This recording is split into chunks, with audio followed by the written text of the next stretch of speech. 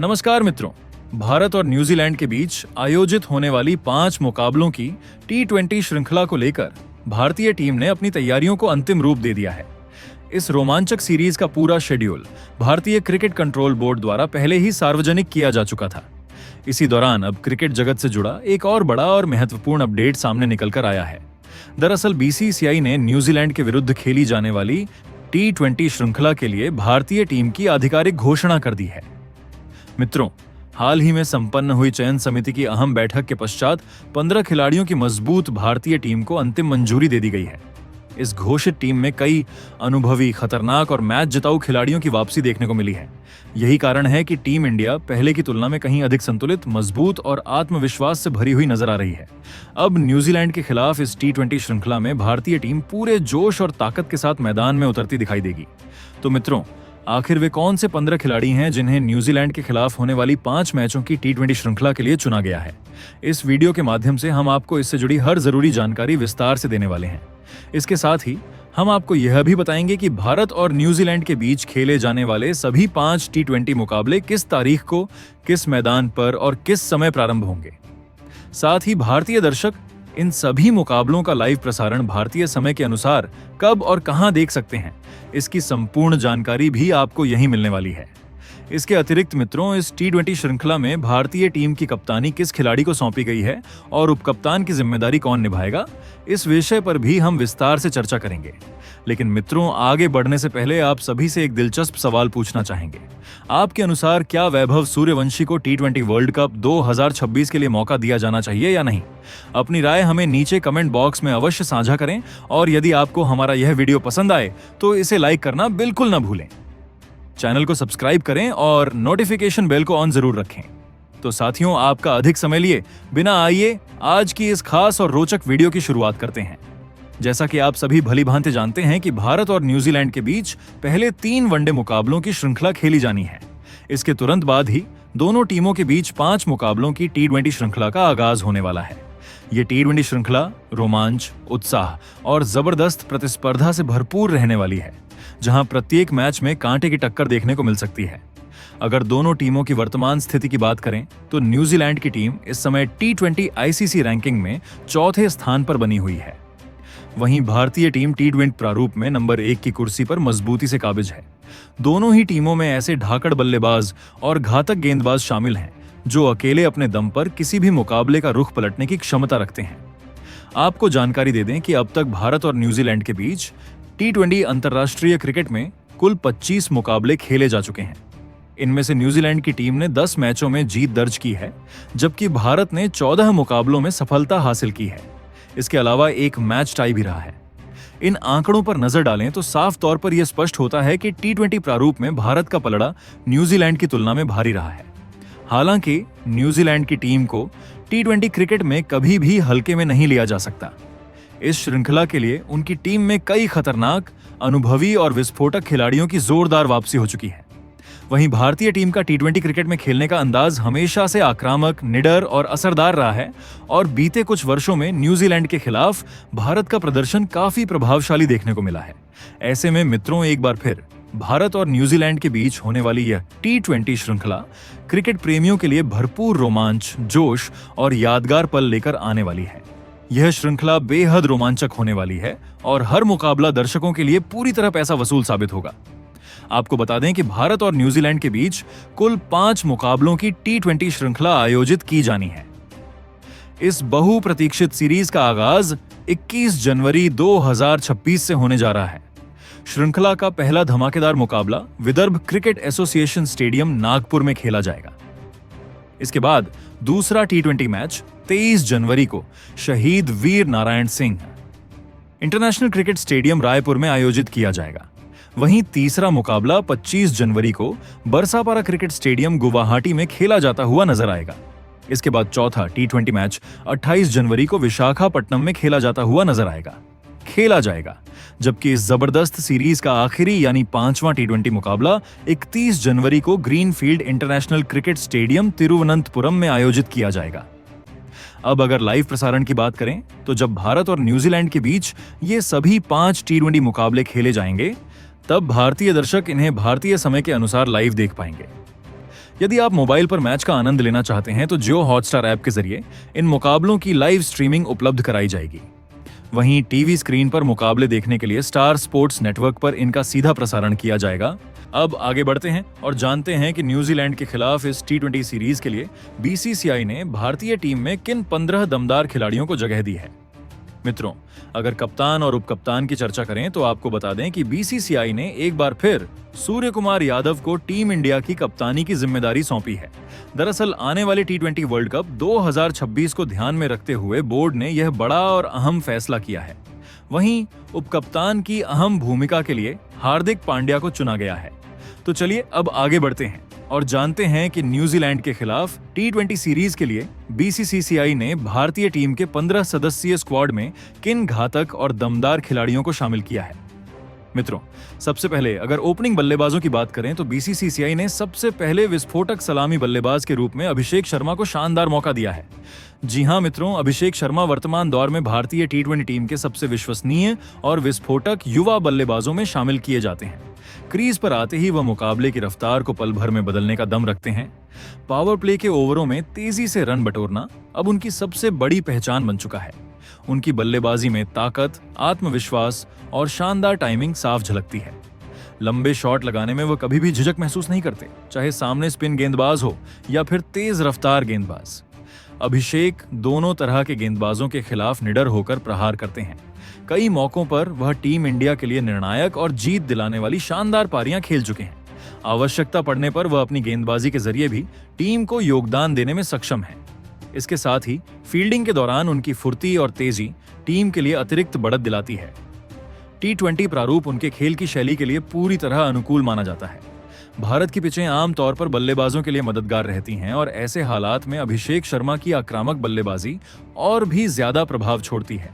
Power play में उनके द्वारा लगाए गए चौके टीम इंडिया को तेज और मजबूत शुरुआत दिलाने की क्षमता रखते हैं। वह स्पिन गेंदबाजों के सामने भी रणगति बनाए रखने में पूरी तरह दक्ष हैं।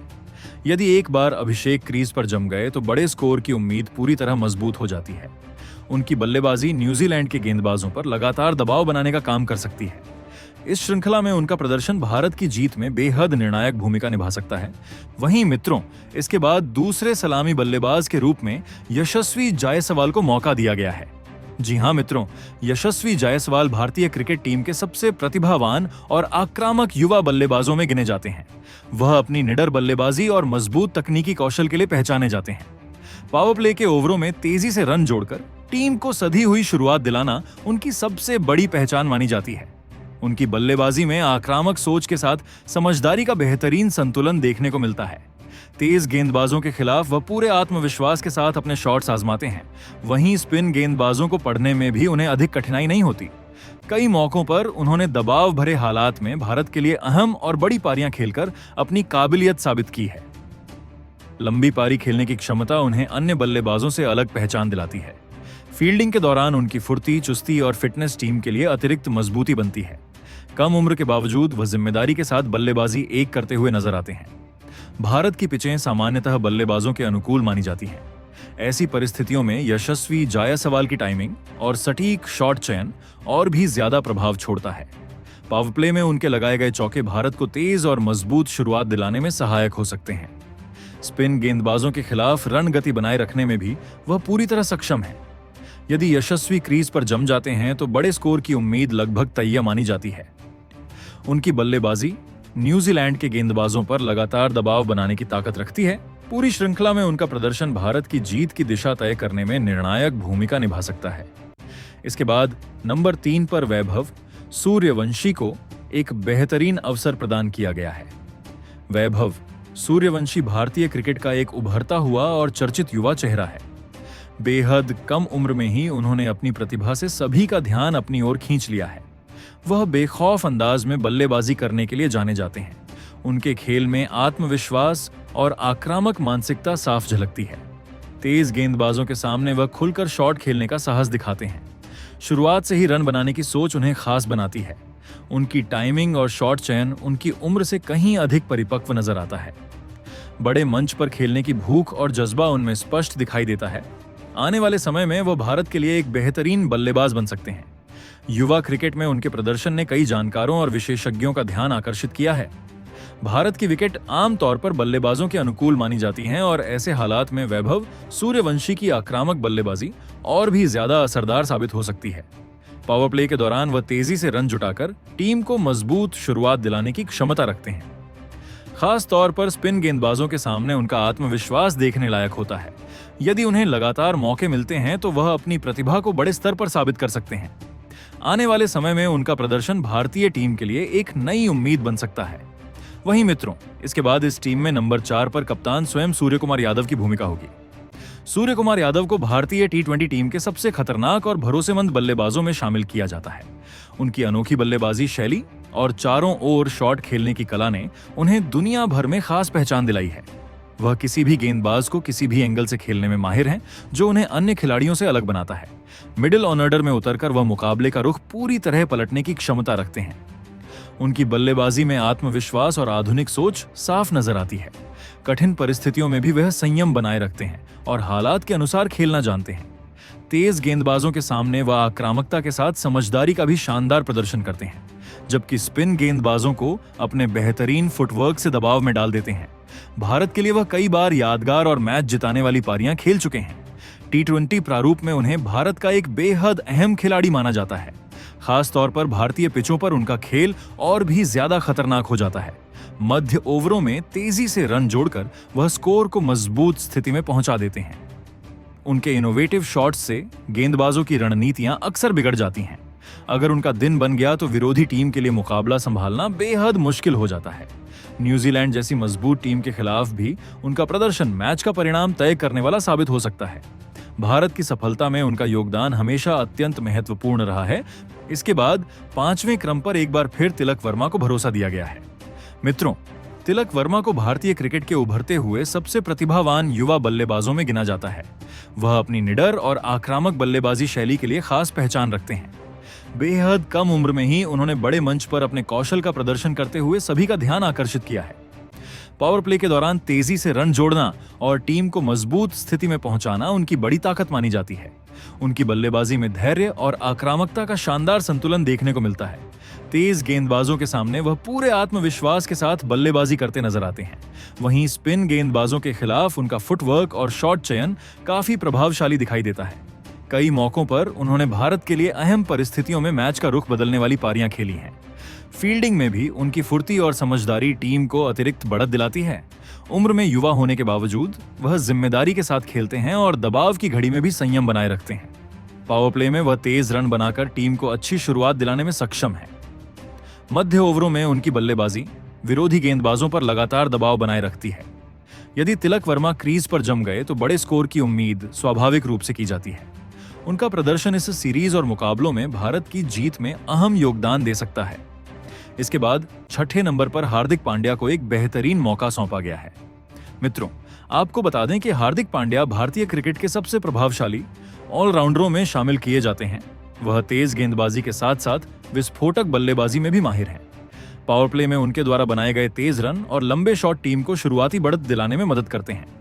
उनकी बल्लेबाजी में ताकत, आत्मविश्वास और शानदार टाइमिंग साफ झलकती है। वहीं मध्य ओवरों में उनकी सोच समझकर की गई बल्लेबाजी विपक्षी टीम पर दबाव बना देती है। वह तेज गेंदबाजों पर हमला करने से नहीं घबराते और स्पिन गेंदबाजी को भी प्रभावी ढंग से खेलते हैं। कई मौकों पर उन्होंने भारत के लिए निर्णायक पारियां खेलते हुए टीम को जीत दिलाई है। गेंदबाजी के दौरान भी उनका योगदान विरोधी टीम की रणगति पर लगाम लगाने में कारगर साबित होता है। फील्डिंग में उनकी चुस्ती और समझदारी टीम के लिए अतिरिक्त फायदा लेकर आती है। टी20 और वनडे दोनों ही प्रारूपों में हार्दिक पांड्या को भारत के लिए बेहद अहम खिलाड़ी माना जाता है। भारतीय पिचें आमतौर पर बल्लेबाजों और ऑलराउंडरों के अनुकूल रहती हैं। ऐसे हालात में हार्दिक पांड्या की आक्रामक बल्लेबाजी और सटीक गेंदबाजी और भी ज्यादा असरदार नजर आती है। उनके लगाए गए चौके और लंबे शॉट टीम को तेज और मजबूत स्थिति में पहुंचाने में मदद करते हैं। वहीं उनकी गेंदबाजी विरोधी टीम की रणनीतियों को बिगाड़ने की क्षमता रखती है।